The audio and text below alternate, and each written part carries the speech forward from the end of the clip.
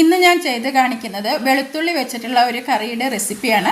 വളരെ ഈസി ആയിട്ട് നമുക്ക് ഉണ്ടാക്കിയെടുക്കാം. നല്ല രുചിയാണ്. ചോറിൻ്റെ കൂടെ ഇത് മാത്രം മതി കറിയായിട്ട്. വേറെ കറികളൊന്നും ഇല്ലാത്ത ദിവസം ഇതുപോലെ കുറച്ച് വെളുത്തുള്ളി എടുത്തിട്ട് ഒന്ന് ഉണ്ടാക്കി നോക്കൂ. നല്ല രുചിയാണ് ചോറിന് കൂട്ടാനായിട്ട്. ഇതുണ്ടാക്കുന്നതിനായിട്ട് ഞാൻ ഇതുപോലെ ഒരു 10-25 വെളുത്തുള്ളി തൊലി കളഞ്ഞെടുത്തിട്ടുണ്ട്.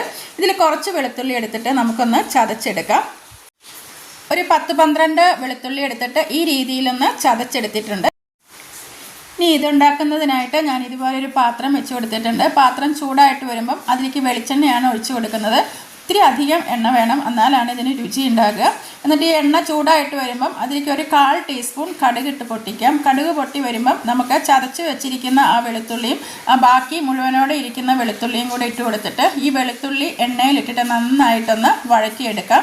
വെളുത്തുള്ളി ഒന്ന് നന്നായിട്ട് വഴന്ന് വരുമ്പം അതിലേക്ക് ഒരു 1/4 ടീസ്പൂൺ മഞ്ഞൾപ്പൊടിയും എരിവുള്ള മുളക് പൊടിയാണ് 1.5 ടീസ്പൂൺ ചേർത്ത് കൊടുത്തിട്ടുണ്ട്. എരിവൊക്കെ നമ്മുടെ ഇഷ്ടത്തിനനുസരിച്ച് ചേർക്കാം.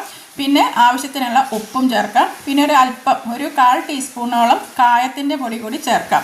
ലോ ഫ്ലെയിമിൽ വെച്ചിട്ട് വേണം ഇതൊക്കെ ചെയ്യാനായിട്ട്. എന്നിട്ട് ഈ പൊടികൾ ഒന്ന് നല്ലതുപോലെ എണ്ണയിലിട്ട് മൂപ്പിച്ചെടുക്കാം. ഇനി ഇതുപോലെ ഒരു ചെറുനാരങ്ങ മുഴുപ്പിൽ പുളി എടുത്തിട്ടുണ്ട്, വാളൻ പുളി. അത് പിഴിഞ്ഞെടുത്ത വെള്ളമാണ്. ആ വെള്ളം ഒഴിച്ചു കൊടുക്കാം.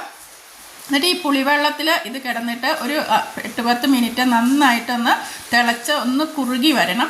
ലോ ഫ്ലെയിമിലിട്ടിട്ട് വേണം ചെയ്യാനായിട്ട്. ചെറിയ തീയിലിട്ടിട്ട് ഇത് നന്നായിട്ടൊന്ന് വേവിച്ച് കുറുക്കിയെടുക്കണം. ഇപ്പം ഇത് നല്ലതുപോലെ കുറുകി ഇങ്ങനെ എണ്ണയൊക്കെ തെളിഞ്ഞ് വന്നിട്ടുണ്ട്. ഈ സമയത്ത് ഞാൻ ഇതിലേക്ക് ഒരു 1/4 ടീസ്പൂൺ പഞ്ചസാരയാണ് ചേർക്കുന്നത്.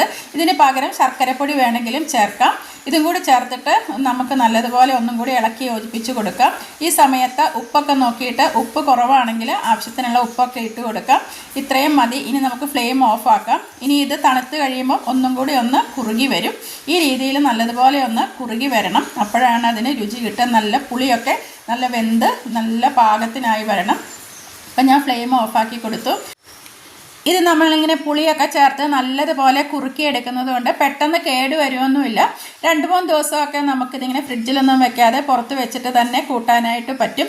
ഉച്ചയ്ക്ക് ചോറൊക്കെ കൊണ്ടുപോകുന്നവർക്ക് ചോറിൻ്റെ കൂടെ ചോറ്റുപാത്രത്തിൽ വെച്ച് കൊണ്ടുപോകാൻ പറ്റിയ നല്ലൊരു കറിയാണ്. ചോറിന് മാത്രമല്ല, ഇത് ഇഡ്ഡലിയുടെയും ദോശയുടെയും കൂടെയൊക്കെ കൂട്ടാൻ പറ്റിയ നല്ലൊരു കറിയാണ്. എൻ്റെ ഈ വീഡിയോ ഒക്കെ കണ്ടിട്ട് നിങ്ങൾക്ക് ഇഷ്ടപ്പെടുകയാണെങ്കിൽ ഒന്ന് ലൈക്ക് ചെയ്യാനും ഷെയർ ചെയ്യാനും എൻ്റെ ചാനൽ ആദ്യമായിട്ട് കാണുന്നവർ ഒന്ന് സബ്സ്ക്രൈബ് ചെയ്യാനും കൂടി ഓർക്കണേ.